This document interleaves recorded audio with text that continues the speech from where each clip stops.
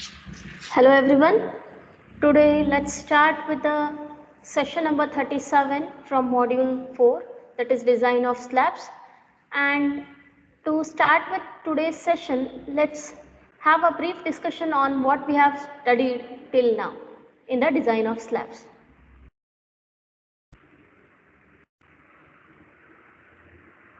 Is the screen visible to you all? Is the screen visible?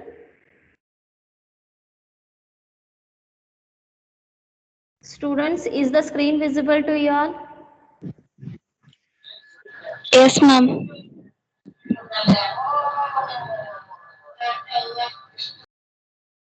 Okay. Before we start up with today's session, that is design of continuous slab, let me brief what all types of slabs we have designed till now. In the initial, we have designed one-way slab, wherein we know how to calculate the main reinforcement, how to place the distribution steel and all. And next, coming on to two-way slab, we have considered the different cases and different codal provisions so that we are able to calculate which clause does it refer to and which case we are going to consider in case of two-way slab. And there also we have studied how to calculate the reinforcement details, how to check for the shear force as well as the deflection. Next, we have done a design of cantilever slab. So where exactly this cantilever slab will be used and what is the position of the tension reinforcement, the main reinforcement and the distribution steel, all those parameters they are being studied along with the development length in case of cantilever slab. So with this background, today let's start with the design of continuous slab. Design of continuous slab. Let's start with the numerical here. A hall in a building of clear dimension 14.1 meter by 0.7 meter is to be provided for a floor consisting of a continuous slab casted monolithically with 300 wide beams spaced at 3.6 meter center to center and supported on 300 walls at the ends. The floor is to support a live load of 3 kN per meter square and a partition load of 1 kN per meter square, and the floor finish load or the finishing load we can consider 1 kN per meter square. And design the continuous slab by taking M20 grade of concrete as well as Fe415 steel. So before we continue with the design, I want you all to note down the data given in this numerical example.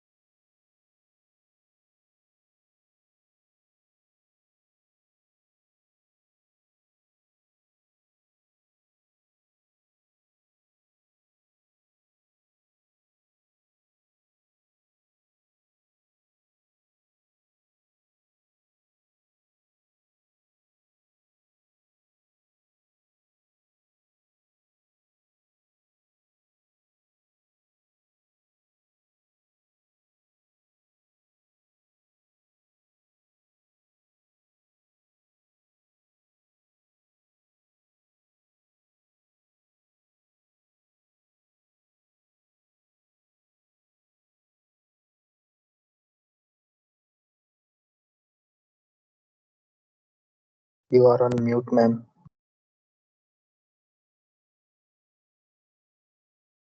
Okay, sorry. So let me repeat it once again. Here in the, now am I audible? Now am I Yes, audible? ma'am. Okay. Yes, ma'am. Sorry for the interruption. Let me continue with the previous details once again.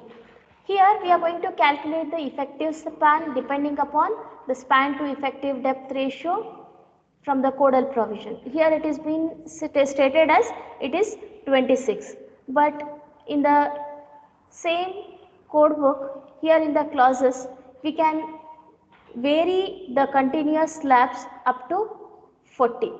The ratio can be varied up to 40. So depending upon the experience of solving the designs previously, what we have considered here is the span to effective depth ratio as 30. So considering this, this approximately turns out to 115 mm, but we are going to assume the total depth of 150 mm, and out of this 150 mm we are going to deduct nominal cover, or what we can say it as clear cover of 15 mm and bar diameter of 10 mm. So now let me calculate the effective depth, that is effective depth is equal to overall depth 150 mm minus clear cover, that is 15 mm, minus half of the diameter of the reinforcement. So it turns out to be 130 mm. Effective depth is 130 mm. Now the next thing is the load on the slab. Next thing is the load acting on the slab. So let me calculate the total loads acting on the slab. As we have done in the design of continuous beam, there we have calculated the dead loads separately as well as live loads separately. So as we have done in the beam case, here also in the continuous slab, we are going to calculate the dead loads separately as well as live loads separately. And out of this dead load, it includes the self weight of the slab, the floor finish and the partition load. If partition load is not being given, then you just can neglect this. You can just add up the self weight as well as floor finish. If the floor finish is not being given, it can be assumed from a value of 0.6 to 1 kilonewton per meter square. So now let me calculate the self weight of the slab. So in order to calculate the self weight of the slab, it is overall depth multiplied with the unit weight of RCC, that is 0.15 into 25. This turns out to be 3.75 kilonewton per meter square. Remember, here we are getting the values in terms of kilonewton per meter square, as the floor finish as well as the partition load, they are being given in terms of kilonewton per meter square. So it will be easy for us to convert the total load into factored load if we are getting the loads in terms of kilonewton per meter square. So we will be considering the loads in terms of kilonewton per meter square. Now the floor finish is 1 kilonewton per meter square and the partition load is also 1 kilonewton per meter square. So the total dead load is 5.75 kilonewton per meter square. Now I need to have the factored dead load. So in order to get the factored dead load, I am going to multiply the total load with the partial safety factor, that is 1.5. So if I multiply it with partial safety factor, the value turns out to be 8.625 kilonewton per meter square. And similarly, live load is given in the example, that is live load is a 3 kilonewton per meter square. So the factored live load will be partial safety factor multiplied with the live load given. So it turns out to be 4.5 kilonewton per meter square. So now we are done with the factored dead load and factored live load. Now we need to proceed with the design bending moment and the design shear force calculation.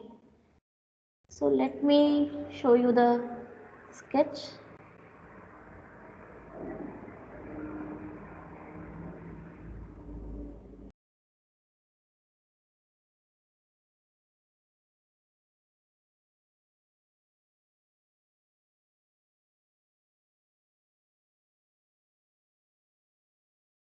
Here in the table 12 and table 13 we have bending moment coefficients and shear force coefficient for continuous beams as well as continuous slabs. Moment and shear force coefficients for the continuous beams. Clause number 22.5, page number 35. Here is the table, and this table is already been discussed while we are designing the continuous beam. The same sketch you can just refer, which we have studied in the previous session while designing continuous beam. And here the dead load coefficients are different and the live load coefficients are different. Live load is nothing but imposed load, and here the design varies for the midspan and the support. At the support we have the negative coefficients, at the midspan we have positive coefficients. And what does this positive and negative mean? That is also been discussed in the previous sessions. Positive refers to the positive coefficient at the midspan. It refers to as the tension is at the bottom for the midspan portion, and negative coefficient, they indicate that the tension is at the top fibers near the supports. So let me proceed with the design. And here the bending moments and the shear force coefficients, they are calculated for different sections, for the midspan section and for the support section, and for the end midspan and the interior midspan it is different, and the end support and the interior support it is different. So you will have the 4 bending moment values, and how to calculate that bending moment value is mu is equal to alpha x into WD into L square. This is nothing but coefficient for dead load, and this is coefficient for live load. So coefficient for dead load into WDL into L square, coefficient for live load into WL, that is the factored live load into L square. So considering that equation, here we are going to consider the bending moment at midspan of end span, middle of end span, middle of end span. So span moments are considered here, middle of end span. Middle of end span, the dead load coefficient is 1 by 12 and live load coefficient is 1 by 10. Here the dead load coefficient is 1 by 12 and the live load coefficient is 1 by 10. Multiplied with, here it is the factored dead load, it is factored live load, multiplied with the effective span. So here we need to get the bending moment at the middle of end span. Next, middle of interior span. These values remain the same, that is the factored dead load, factored live load and the span remains same, only the coefficients change. So near the middle of interior span, here near the middle of interior span, the dead load coefficient is 1 by 16 and the live load coefficient is 1 by 12. 1 by 16 and 1 by 12. So we are getting 11.85 kilonewton meter. Now we need to consider bending moment at support next to end support. Support next to end support. So the dead load coefficient is 1 by 10 and live load coefficient is 1 by 9. Even though we are getting here sign as negative, it is just to indicate that it is considered as negative reinforcement. You need not consider that in the calculation. So here 1 by 10, 10, dead load coefficient 1 by 9 as live load coefficient. Even for the intermediate support, the 1 by 12 value is the dead load coefficient and 1 by 9 value is live load coefficient. So here we have 4 values of bending moment. 4 values of bending moment. Out of these 4 values of bending moment, the maximum value is at the support next to end support, that is 17.66. So while calculating or while considering the depth provided condition, we can consider this case. We can consider this case while calculating the depth provided case.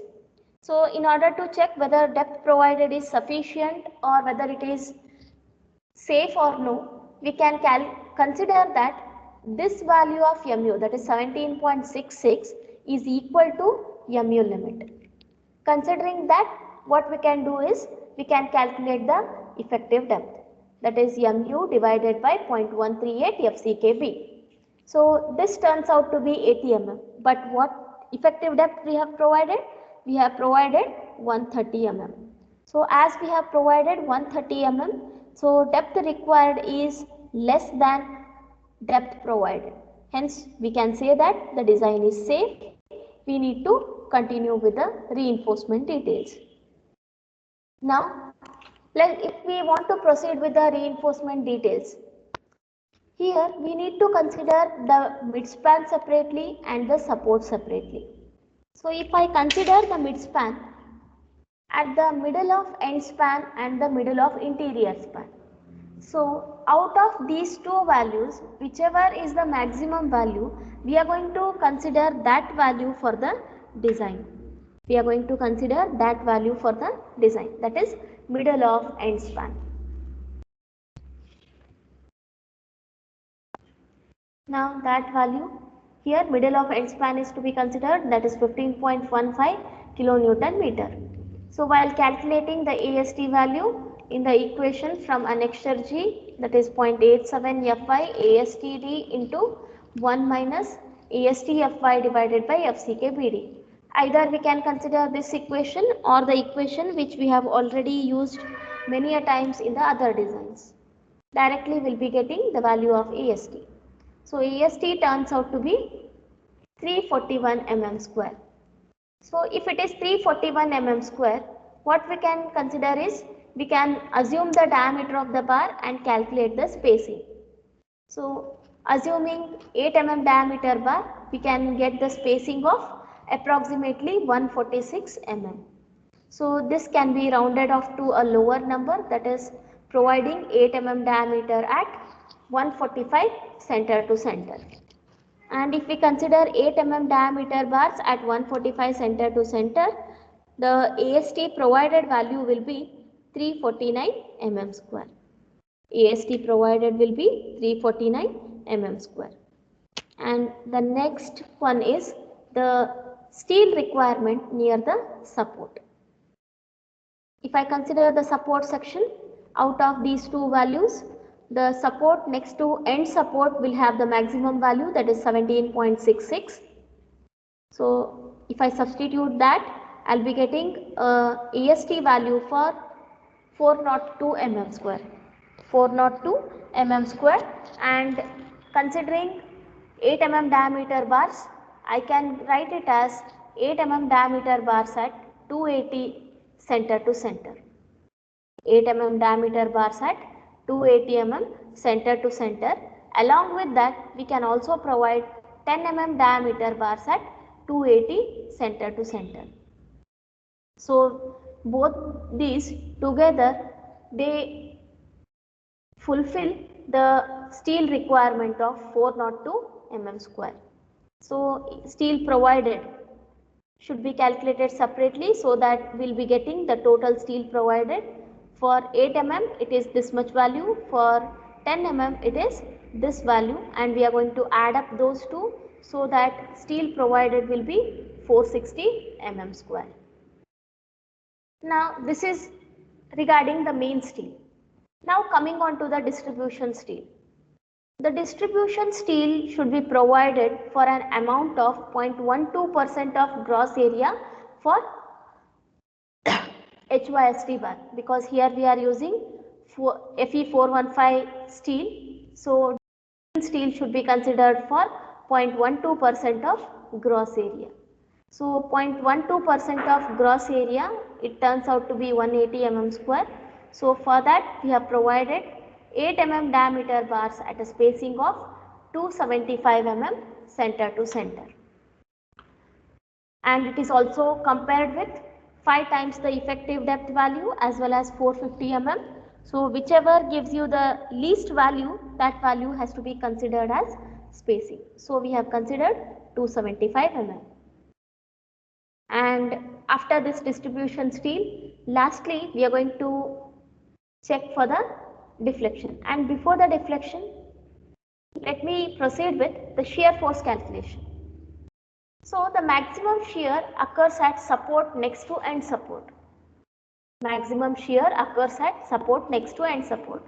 If you consider all these coefficients, you will have the maximum value here. Support next to end support, that to outer side.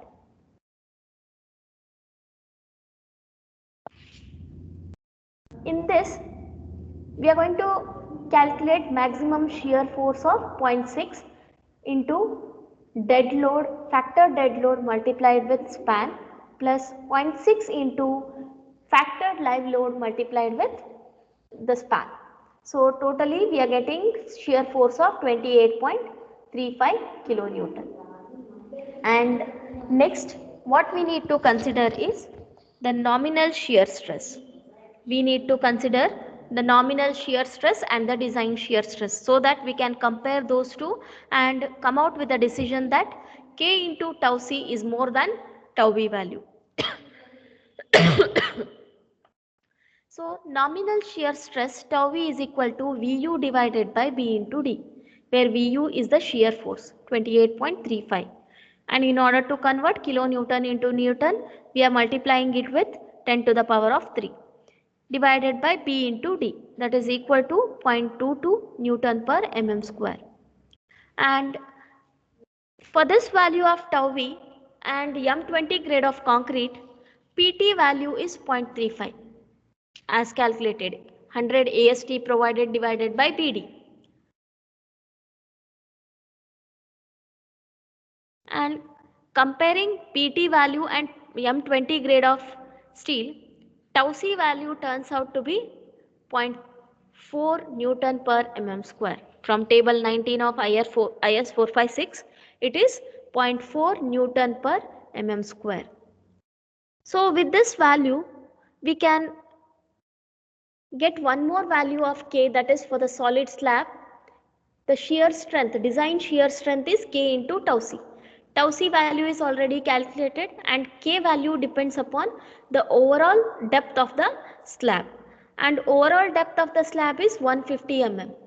And if the thickness of the slab is 150 mm or less, we need to consider the K value as 1.3. K value as 1.3.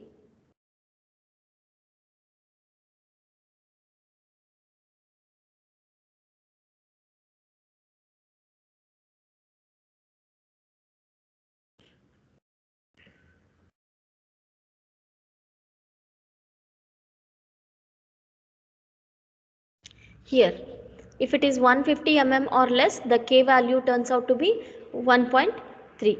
So we have considered K value as 1.3 and K into tau C is 0.52. And this 0.52 Newton per mm square is more than tau B value. Hence, the design is safe under shear and we need not provide any of the shear reinforcement. And next, coming on to the check for deflection. Check for deflection. Here steel provided at the midspan is considered as 340 mm square. And from the figure 4, we can calculate the value of KT so that we are able to calculate L by D allowable. L by D allowable is L by D basic into K1, that is modification factor for the tension reinforcement. In order to find out modification factor for the tension reinforcement, we need to calculate Fs, that is from the code book. Already we have solved this many a times. Figure 4. Here Fs value we are going to calculate and we know the percentage of tension reinforcement. Assume the curve and take the horizontal projection so that we get the modification factor. So the modification factor is 1.52 approximately. So allowable L by D ratio is 39.5 and actual L by D is 27.6. So with this we can say that actual L by D is less than allowable L by D. So we can write it as design is safe under deflection. The design is safe under deflection. And at last, we'll be proceeding with the detailing of one-way slab, one-way continuous slab. So here, there are many supports, intermediate supports as given in the example. Here, at the midspan, we have the main steel. This is the midspan. So, at the midspan, what we have provided is 8 mm at 145 mm, 8 mm diameter bars at 145 mm center to center. So, these are 8 mm diameter bars at 145 mm center to center. And the blue dots, they refer to as distribution steel. Blue dots refer to as distribution steel, and at the midspan at the bottom it is the positive steel, and at the top we have 8 mm diameter bars at 290 mm center to center plus 10 mm diameter at 290 mm center to center. This is referring to the reinforcement at the support, that is negative AST, that is negative AST. So with this you will be drawing, but till what extent it has to be bent, till what extent you need to curtail it. So the curtailment should be done here. At the midspan steel, here for the positive AST, the bent bar should be taken at the top at a distance of 0.15 L from the center of the support, from the center of the support. Here you can see from the center of the support it is at a distance of 0.15 L, and if it is a end support it is from the face of the support 0.15 L.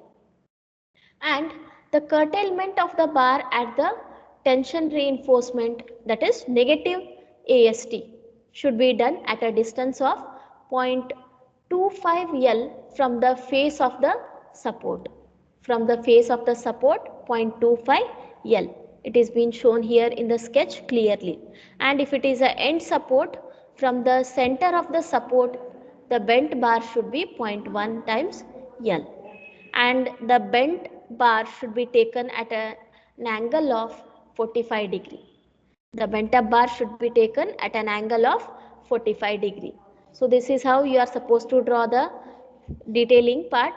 Here at the bottom, whatever you are seeing, the black bars, black line, it refers to as positive steel, and the same bars they are taken to the top at an angle of 45 degree at a distance of 0.15 L from the center of the support if it is intermediate support. These are intermediate support. If it is a end support, from the face of the support it is 0.15 L. And at the top you have negative AST, and the curtailment should be done at a distance of 0.25 L from the face of the support, and if it is a intermediate support, and if it is a end support, from the center of the support it should be 0.1 times L. So this is how you need to consider the reinforcement details for the one-way continuous slab. So that's all for today, and this is how you need to design one-way continuous slab.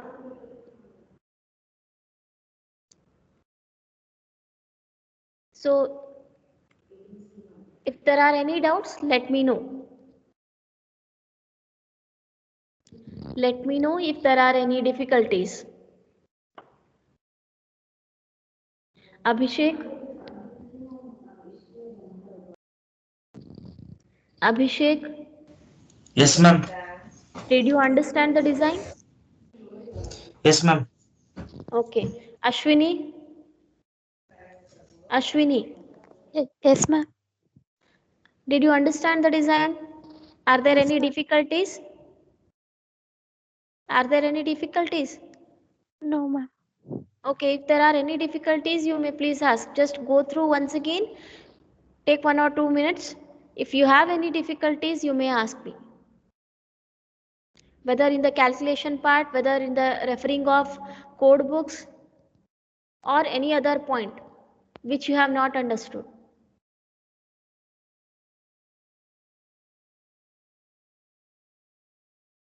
Here the design of continuous beam and the design of continuous slab, they are very similar.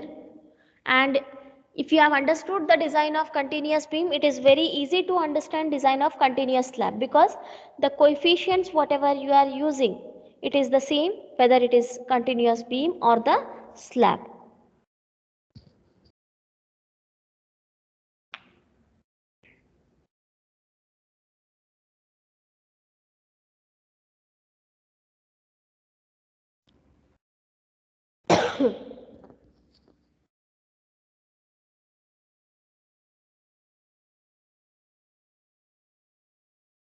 Okay, if there are no difficulties, you may log out. Thank you.